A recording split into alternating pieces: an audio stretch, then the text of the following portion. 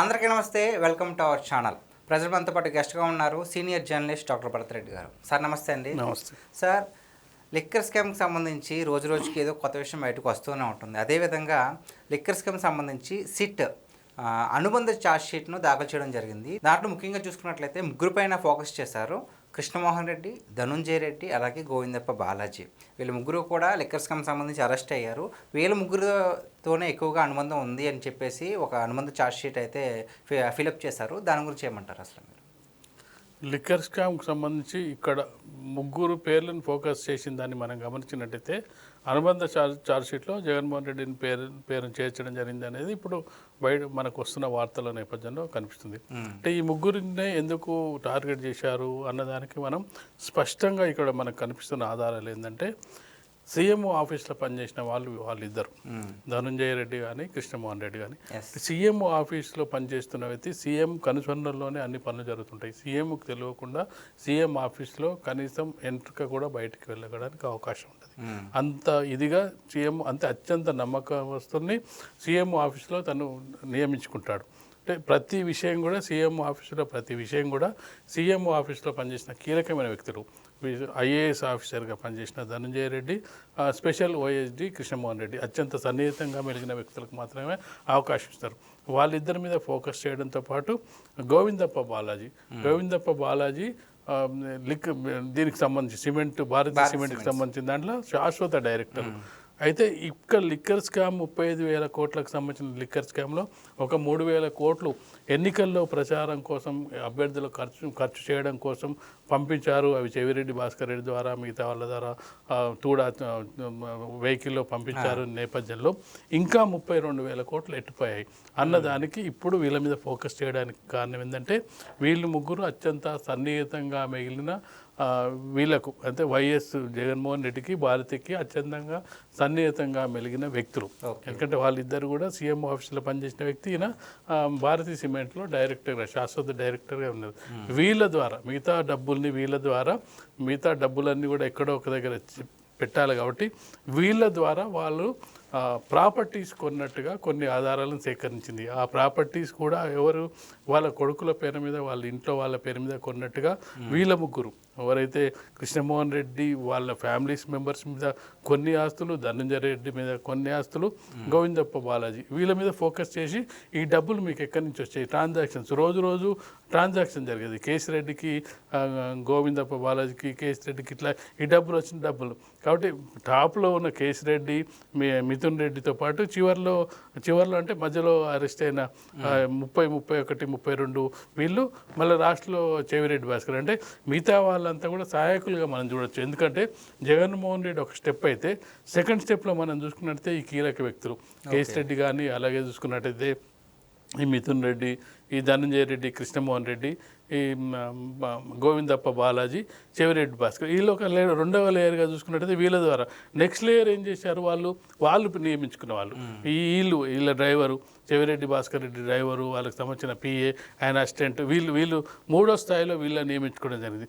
వాళ్ళ ద్వారా కింది స్థాయి ఒక 4 అంచెల వ్యవస్థగా దీన్ని తీసుకెళ్ళి ఇప్పుడు 42 మందిని వాళ్ళు ఛార్జ్షీట్ నమోదు చేసినట్టు కేవలం 10 మందే ఇందులో పూర్తిగా బయటికి వచ్చే అవకాశం ఉంది. మిగతా వాళ్ళంతా కేవలం అంటే వాళ్ళకి తెలియకుండానే చేసిన ఈ వెహికల్ ఉంది డ్రైవింగ్ చేయాలంటే చేస్తారు, అందులో ఏముందో వాళ్ళకి తెలియని పరిస్థితి ఉంటుంది. కాబట్టి వాళ్ళందరూ కూడా ఛార్జ్షీట్ నుంచి బయటకు వచ్చే అవకాశం ఉంది. ఛార్జ్షీట్ మళ్ళీ మారిపోయే అవకాశం ఉంటుంది. ఇప్పుడు కీలకంగా ఎవరు పూర్తి స్థాయిలో బాధ్యత వహించారు, ఛార్జ్షీట్ వేసేటప్పుడు ఏంటంటే అనుమానిత వ్యక్తులు చేస్తారు. నువ్వు డ్రైవింగ్ చేసినావు, ఎందుకు చేసినావు, నువ్వు డ్రైవర్గా అంటే మా సార్ చెప్పిండు, నేను అందులో ఏముందో నాకు తెలియదు అంటే అతన్ని వదిలేసే అవకాశం ఉంటుంది. ఇట్లా వెళ్ళిన సందర్భంగా లాస్ట్కు మిగిలిన ఛార్జ్షీట్లో కొత్త వాళ్ళు ఎవరు యాడ్ అవుతారు అనేది కూడా మనం చూడాలి.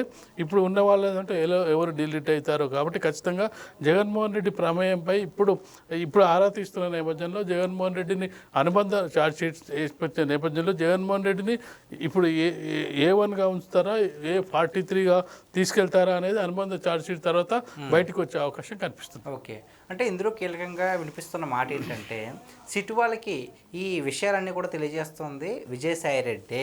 సో ఆయనే చాలా క్లుప్తంగా చేస్తున్నారు అంటున్నారు. నిజంగా వైసీపీ అనుమాన పడుతున్నారు, వీళ్ళే ఎంత అలా చెప్పుంటారు, ఆయనే చెప్పుంటారని. నిజంగానే విజయసాయి రెడ్డి అలా చెప్పుంటారంటారా? ఖచ్చితంగా విజయసాయి రెడ్డి అత్యంత సన్నిహితంగా మెలిగిన వ్యక్తి జగన్మోహన్ రెడ్డికి.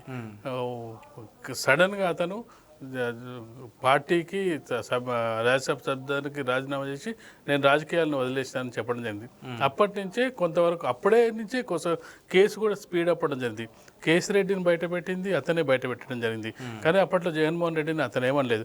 ఖచ్చితంగా కొంత అప్రూవల్గా మారిన సందర్భంలోనే అతనికి అన్ని విషయాలు, జగన్మోహన్ రెడ్డికి ఎన్ని విషయాలు తెలుసో పార్టీలో కానీ బయట కానీ స్కామ్ల గురించి కానీ స్కీమ్ల గురించి కానీ ఎన్ని విషయాలు తెలుసు, విజయసాయి రెడ్డి కూడా అన్ని విషయాలు తెలుసు. మనం ప్రతి కేసును మనం గతంలో పరిశీలించినట్టయితే అతను విజయసాయి రెడ్డి అనే వ్యక్తి ఒక జగన్మోహన్ రెడ్డి కాదు, రాజశేఖర రెడ్డికి రాజారెడ్డికి వాళ్ళందరూ ఫ్యామిలీ మొత్తానికి కూడా చార్టర్డ్ అకౌంట్గా పనిచేసిన వ్యక్తి. ఇంటి విషయాలు, ప్రభుత్వ విషయాలు, పార్టీ విషయాలు అన్నిట్లలో ఇన్వాల్వ్ అయిన వ్యక్తి. సడన్గా అతను పార్టీ నుంచి బయటకు వెళ్తారు, జగన్మోహన్ రెడ్డికి దూరం అవుతాడని ఎవరు అనుకోలేదు. కాబట్టి అతను సేవ్ చేసుకోవడానికి ఒక దశకు వచ్చిన తర్వాత ఎవరైనా వ్యక్తులు ఏం చేస్తారంటే ఇక నేను మునిగిపోతూ ఉన్నాను అన్నప్పుడు నేను బయటపడాలి, అవతలోని నేను పట్టుకున్నట్టయితే నేను మునుగుతా వాడు మునుగుతాడు, ఎందుకు ముందైతే నన్ను నేను సేవ్ చేసుకోవాలనే కార్యక్రమంలో భాగంగానే విజయసాయి రెడ్డి బయటకు వచ్చినట్టు కనిపిస్తుంది. బయటకు వచ్చిన నేపథ్యంలో సిట్టుకు కొంత సహకరించినట్టుగా కనిపిస్తుంది. కొంత అప్రూవల్గా మారినట్టయితే నీకు శిక్ష తగ్గే అవకాశం ఉంది, నీ ద్వారా నీకు కొంత ఫెసిలిటీ వచ్చే అవకాశం ఉన్నప్పుడు ఖచ్చితంగా మనిషి ఏం చేస్తాడంటే సరే మనం ఎందుకు అతను మునిగిపోతున్నప్పుడు నేను వెళ్ళి ఎందుకు అనే విధంగా ఉండే అవకాశం ఉంది. ఖచ్చితంగా విజయసాయి రెడ్డి మీద గతంలో వైసీపీ నాయకులు కూడా చాలామంది కూడా ఆరోపణలు చేయడం జరిగింది, విమర్శలు చేయడం జరిగింది. కొంత పార్టీ నాయకుల మధ్య కూడా విజయసాయి రెడ్డికి పార్టీ నాయకుల మధ్య కొంత డిస్కషన్ కూడా జరగడం జరిగింది. అంటే ఆరోపణలు ప్రత్యారోపణలు కూడా వేసి చేసుకోవడం జరిగింది. కాబట్టి ఖచ్చితంగా కూడా ఒక విజయసాయి రెడ్డి కాదు, ఎవరు అప్రూవర్గా మారినా వాళ్ళని అప్రూవర్గా మార్చుకుంటారు. అప్రూవర్గా మారిన విషయాన్ని సిట్ అధికారులు చెప్పరు. చెప్పినట్టయితే ఏమైందంటే వాళ్ళని టార్గెట్ చేసే అవకాశం ఉంటుంది, వాళ్ళని బెదిరించే అవకాశం ఉంటుంది. కాబట్టి ఖచ్చితంగా వీళ్ళు అనుమానిస్తున్నట్టుగా విజయసాయి రెడ్డి మారినట్టుగా కనిపించినప్పటికీ ఖచ్చితంగా దాన్ని బయట పెట్టరు. కాబట్టి అతని నుంచి వివరాలు సేకరించే ప్రయత్నాలు అయితే సిట్ చేసే అవకాశం ఉంటుంది. సార్ ఫైనల్గా ఒక్క ప్రశ్న, అంటే లిక్కర్ స్కామ్ విషయం బయటకు వస్తుందని ముందుగానే గ్రహించారు కాబట్టి విజయసాయి రెడ్డి పార్టీ నుంచి బయటకు వచ్చేసారంటారా? అంతే, నేను చెప్పిన కదా, ఎప్పుడైతే మనం మునిగిపోతున్నాం అని తెలిసినప్పుడు బయటపడడానికి పనిచేస్తాడు. కానీ నేను ఫస్ట్ ఎవరైనా మనిషి తనను తాను కాపాడుకోవడానికి ప్రయత్నిస్తాడు. తను కాపాడుకున్న తర్వాత మరొక వ్యక్తిని కాపాడడానికి ప్రయత్నిస్తాడు. నేనే అందులో ఇరుక్కున్న తర్వాత ఇక నన్ను పోనీ తన పై వ్యక్తి, నేను మునిగిపోతుంటే తన పై వ్యక్తి నన్ను కాపాడుతా అంటే అతను ఇంకా పీకల్లో మునిగిపోతున్నాడు. ఇప్పుడు మనం ఏదైనా పని చేస్తున్నప్పుడు నేను ముందుకెళ్తున్నప్పుడు అసలు నాకు ఏమైనా పర్లేదు, నా వెనక వాడు ఉన్నాడు నన్ను కాపాడుతాడు అనుకున్నప్పుడు ముందుకెళ్తారు. అసలు నా వెనుకున్న వ్యక్తి ఇంకా భయంకరమైన పరిస్థితిలో ఉన్నప్పుడు ఇంకొకరు కాపాడే వాళ్ళు ఉంటారు. ఖచ్చితంగా కూడా ఇక అతను సేఫ్ గేమ్ ఆడడానికి ప్రయత్నం చేస్తాడు. సేఫ్ గేమ్లో భాగంగా తను చాలామంది రాజకీయ నాయకులు ఒక రాజ్యసభ సీటు కోసం వేలు ఖర్చు పెడుతుంటారు, వేల కోట్లు ఇస్తుంటారు రాజ్యసభ సీటు కొరకు. పార్టీ మొత్తం జీవితాంతం కష్టపడ్డ రాజ్యసభ సీటు కొంతమందికి రాదు.